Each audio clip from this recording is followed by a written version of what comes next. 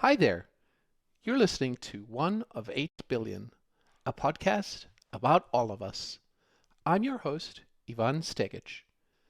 This podcast is supported by 107, a technology studio whose mission is to make things that matter, online at 107.com.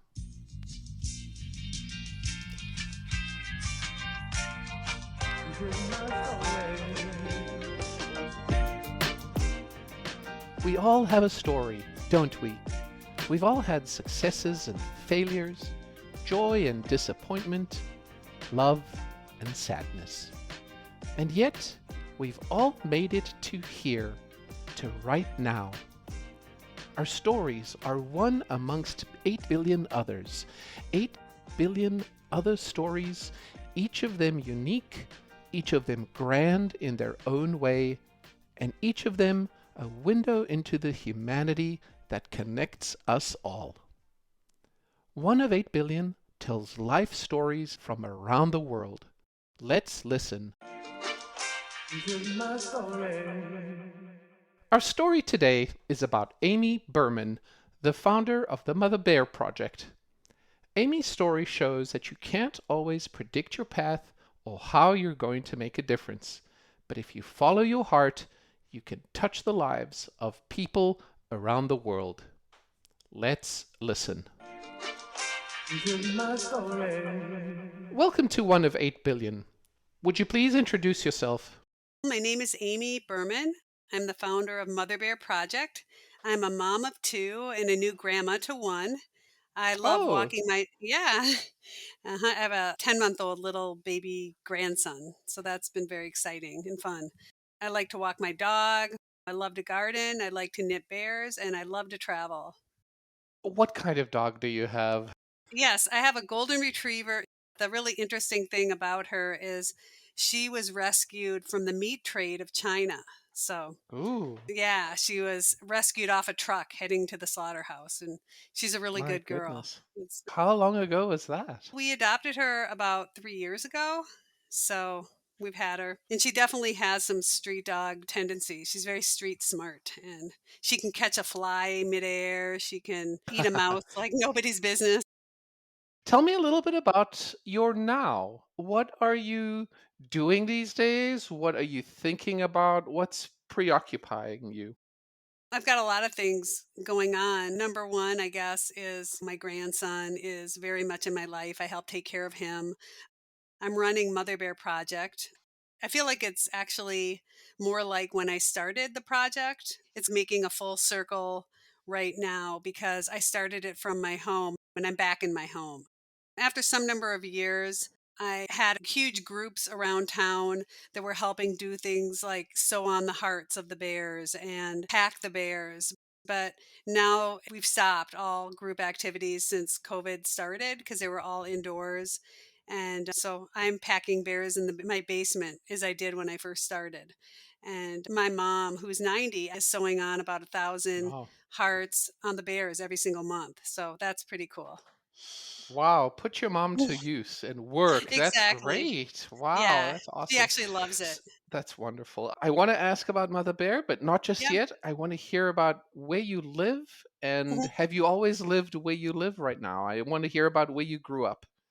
I was born in Minneapolis and spent a good part of my childhood in Omaha, of all places, Omaha, Nebraska. And then as an adult, I moved to Seattle and stayed in the Pacific Northwest for about 14 years. And when my kids were young, I decided to move back to Minneapolis to be closer to family. So here we are. We've been here for about 22 years, and that's where I'm from. And what is your earliest memory of Minneapolis? That's funny. I've got a pretty good memory, but I'm sentimental about old Hmm. restaurants and things like that. I was just talking to someone today about the Jolly Troll. They used to be here. I don't know if I think I went there once. As far as memories of Minneapolis, nothing really stands out. I was happy here. I remember how the window wells used to be filled with salamanders, and I don't know what's happened to them. Mm, That's something I've been thinking about, actually. Where have the salamanders gone? They used to be everywhere. We used Yeah. to play with them. Yeah, I think I've been thinking about that as well. Not particularly salamanders, but things that Mhm. have been around in my early life that I maybe don't see anymore. How young were you when you left Minneapolis? I left after 4th grade. So, I don't know exactly what age that is, but that's when I left. Fourth grade. I'm gonna Mhm. guess 10. I don't really Okay, know that either. sounds good. Yeah, that sounds good. Let's say 10. Did you have an idea of what you wanted to do with your life when you were 10, say? Or did Yeah, you have a sure. grand plan? I did. I always thought that I wanted to write in some form. I loved children's books. I thought I would be a children's story author. I really loved words, and I thought that I would be a copywriter. And so I went to college to study journalism and copywriting. There were different plans in store. In college, what were you studying? I actually went to University of Missouri, their journalism school, Oh, and I went to Seattle because my husband and I chose as a destination for his graduate school, and because we really wanted to hike in the mountains. And so that's what we did for mm. years. I love the mountains, and we will travel there any chance we get. Why did you end up in Missouri at that school? What was the motivation there? It was just the journalism school. The journalism school had a very good reputation, and I wanted to go to a journalism school.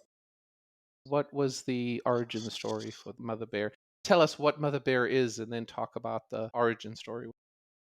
Mother Bear Project is a nonprofit organization that I started 19 years ago that sends knit and crocheted teddy bears to children in mostly sub Saharan Africa that are in regions that are highly affected by HIV and AIDS. And the sole purpose of this project is to send comfort to the children and to let them know that someone cares. So Mm, that's Mother Bear Project. The way it got started, I was working, I was going about my life. I had 2 young children at home, and I read an article that basically stopped me in my tracks, written by Samantha Power. It was about the problem of baby and infant rape in South Africa because of the myth that having sex with a virgin will cure someone of AIDS, and I couldn't believe it. It was just mhm, the most horrifying thing I could even fathom. And mhm. so I took a moment to gather myself. This article was asking for items of comfort for these young victims, and I knew I had to do something. What was it going to be? I was thinking about my kids and what brought them comfort. And I thought of the little teddy bears that my mother had knit for them, and she personalized their bears. My daughter's bear had embroidered braces because she had braces at the time. And my son's bear had one eyebrow because she always would kiss him on his left eyebrow. They've always kept these bears close, and I thought, that's it. I am going to knit bears and I'm going to talk to people about this problem, which I read about on the internet after I read the article. I needed to make sure that this was really a thing. And sure enough, it was a thing all over sub Saharan Africa. If items of comfort was what was wanted, that's what I was going to do. The big problem was I knew I wanted to make these bears, but I had taken a 2-hour knitting course in college, which was about 22 years prior. And so I had to ask my mom to show me how to cast on stitches and how to knit again. So I muddled through the first bear. And then I started telling people wherever I went about this and asking them if they knit or crocheted. And I rewrote the pattern to be as simple as it can be. And I told people that I would teach them to knit if they would make a bear. So I started inviting people into my home, completely out of character for me, to do that kind of thing. I collected yarn. I began basically teaching loads of people to knit, if you can believe it, because I could hardly knit myself. That was the beginning. And then when we had maybe 25 bears or so, not very many, the Star Tribune somehow caught wind of this, wrote an article about this effort. And it was funny. I borrowed my sister's P.O. box because she had a business, and I put that in the article for people to order patterns. And when I went the next day after the article came out, it was like a cartoon. I opened this small P.O. box door and pattern requests were just like pouring onto the floor. It was very funny. I know. I'll never forget that. Oh, I believe it. That must have been such an experience. It was wild. And then 2 different attorneys offered to help me get nonprofit status, and I was so in the moment with this that I didn't realize even why I would want nonprofit status. Of course, I knew what a nonprofit organization was, but I didn't really think about this in terms of my life was completely changing, not really comprehending that doing that meant that I would be running a nonprofit organization. I just wanted to send comfort. That's what I was after. And so you have. You said you started this 19 years ago, so that would place us at around 2003. I grew up in South Africa, so I'm very familiar with most of the myths, all of the myths that at Mhm. least that I had access to when I was there. I immigrated in 2000, and I remember that this was a myth back even in the 90s. It wasn't something that cropped up in the early aughts. So it's been around for a long time. I did not know that it was more prevalent than South Africa. So you're saying that this in the whole of sub-Saharan Africa. Right. The different countries I've visited, it's been discussed, that yes, Yeah, this goes on here too. So I'm just assuming that it's more than South Africa. This article was about South Africa. I don't need any proof of what's going on where. I no. decided that there's so many children orphaned, either single or double orphans, and whether they've lost one or both parents to HIV and AIDS. That's enough. Like these kids are going to have something to hold on to because the kids who get these bears have never had a toy in their lives. They're using glass bottles as a doll, that kind of thing. I really wanted to send comfort to these children. Tell me about the very first package you sent. Tell me about where it went and how you found that family, and are you still in contact with them? What does that look like?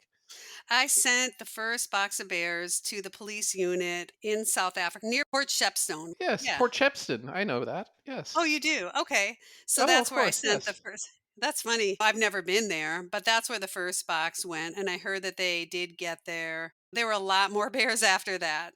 It's funny how things develop. For many years, the Peace Corps unofficially helped me distribute bears up until COVID when they all had to go home.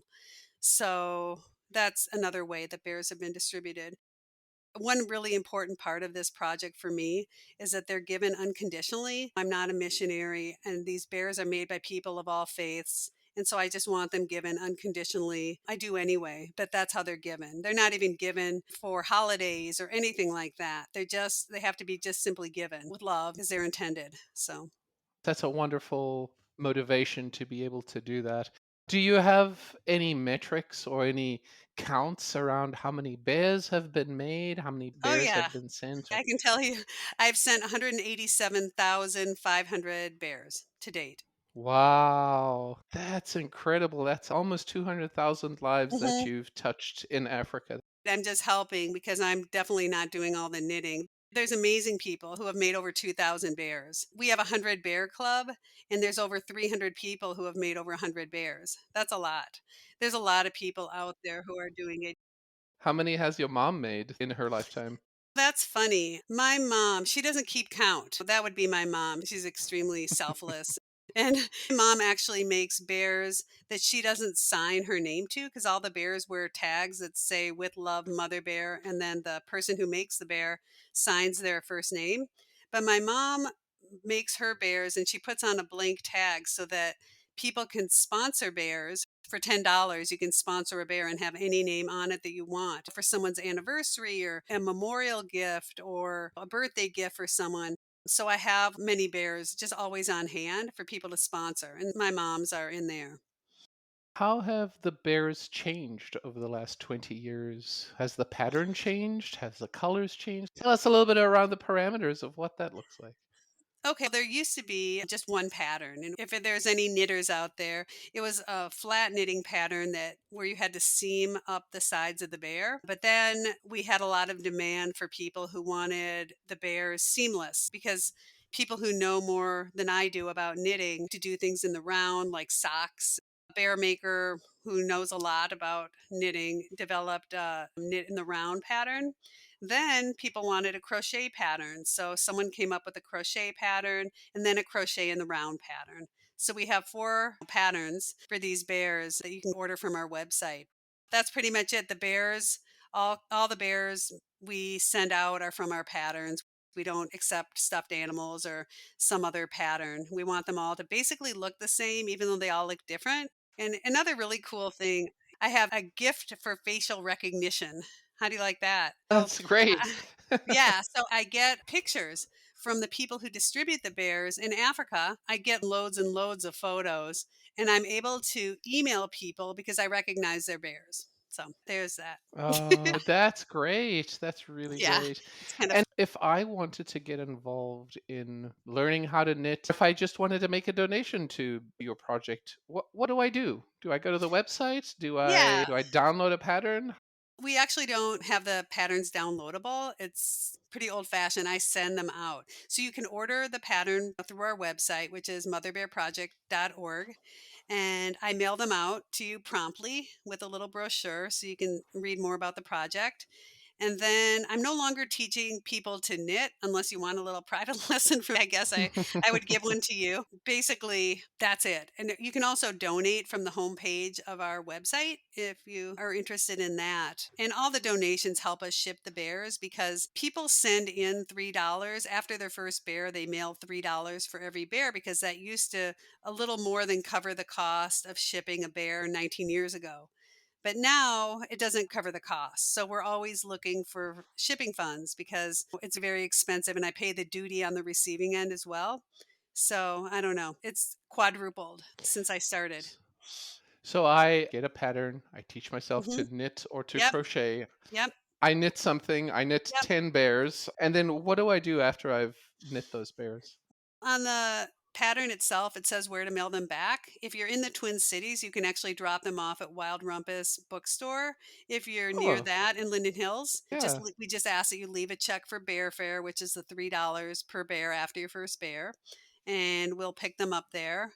Or if that's not convenient, you can just mail them to our PO box. I go to the post office multiple times a week to pick up boxes of bears.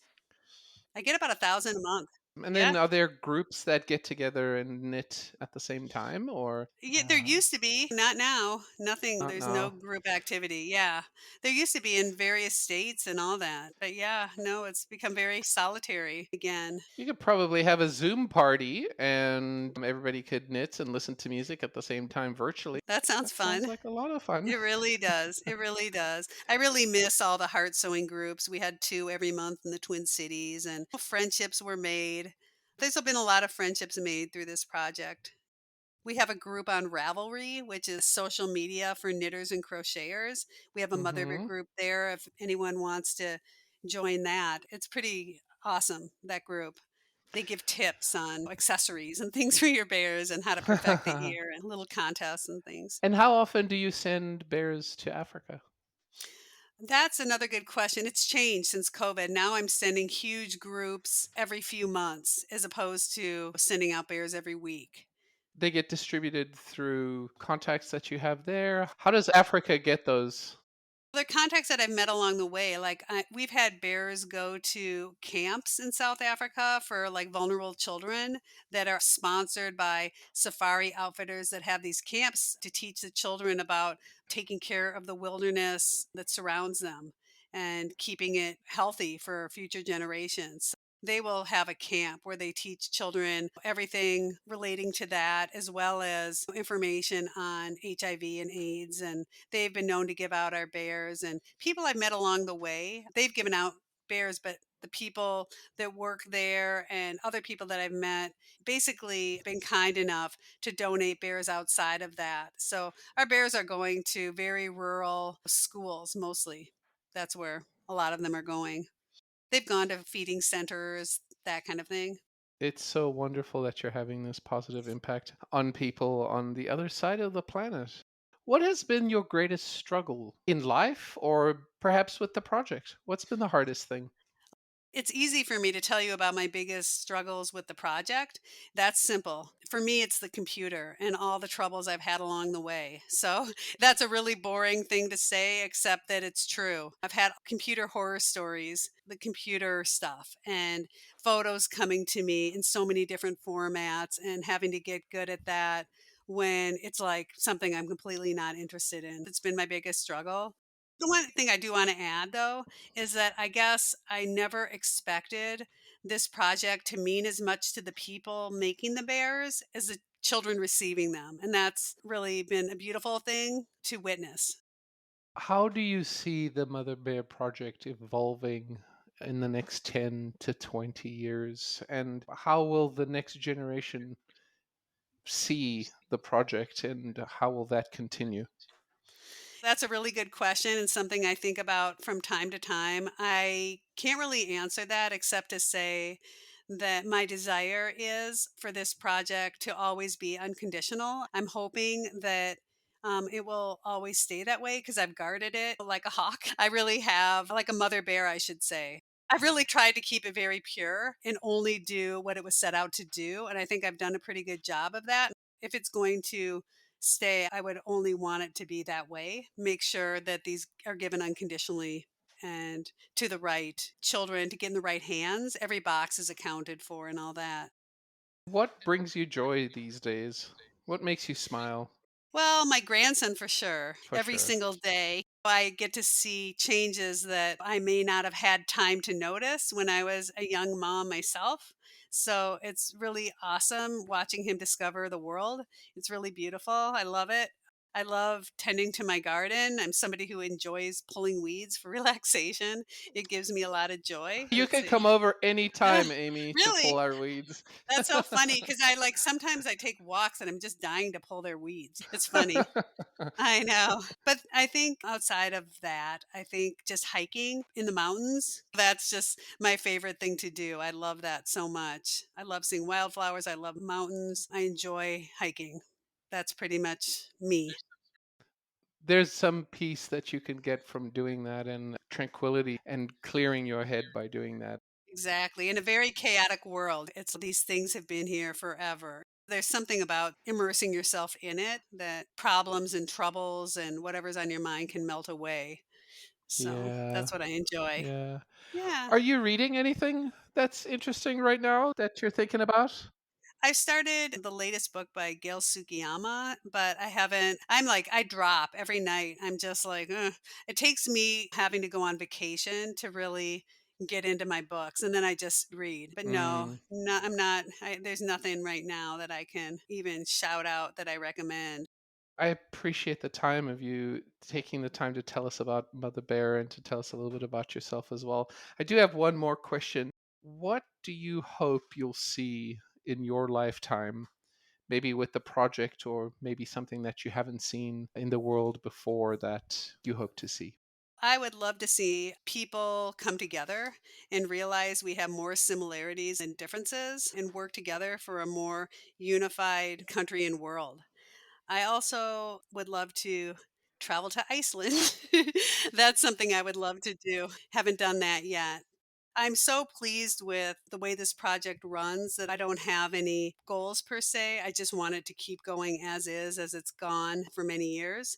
I have a really sweet story about a child headed household where the parents have both died of AIDS and the children were living by themselves. This particular group of children had four young children in the household.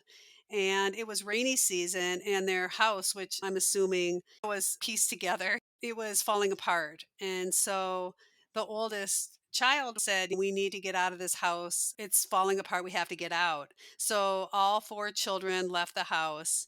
And the youngest one, who happened to be a little boy of 8 years old, said, "I have to go back. I forgot my bear." And the siblings said, "Don't do it. The house could fall on you." But the child ran back, got his bear. And then the older sibling said, "Why in the world would you risk your life to go back and get your bear?" And he said, "Because my bear has a heart on it, and it means that someone loves me." These bears are really letting kids know they're all so unique and they're knit. They're all handmade. And I just feel like the kids can feel the love knit into each one. I think you're right. I think they can feel it. I think that we're all the same. We're all one of 8 billion on the planet, and there are different ways of connecting with other humans. The internet has been so good at doing that for us, but there are other ways, and perhaps those other ways are unappreciated. And you're definitely connecting people on the planet in different ways. And there may not be a cord or a wireless signal, but there's definitely a connection of love that little child felt and needed to be able to get that mother bear Right. from that house. That's wonderful. And one more thing. You probably are familiar with the word Ubuntu, Ubuntu, of course. yeah, the African philosophy meaning my humanity is connected to yours. And it's really what has driven me my whole life, which is why I needed to do something. I had no connection to Africa. I had no connection to HIV and AIDS in my life. Yet I just feel the bears certainly are not everything. They're just a little something. But maybe if everyone could do a little something, the world would be a better place. That's it. What a wonderful sentiment. If everyone could do a little something, the world would be a better place. I wholeheartedly agree. Thank you for your time with me today, Amy. It's been so awesome talking to you. Thank you so much. I hope you'll join us in the next episode of One of 8 Billion when we hear from Ashley Crone, a librarian and educator at Edina Public Schools. Minnesota is one of 19 states that doesn't require a school librarian. And yet we're in a literacy crisis. If you've been paying attention to the news, I don't think it's the only reason why we're having a literacy crisis in the state of Minnesota. But in this instance, correlation and causation, they go hand in hand. This has been One of 8 Billion, a podcast about all of us, online at oneof8b.com. Join us again next time as we listen to one of 8 billion other stories.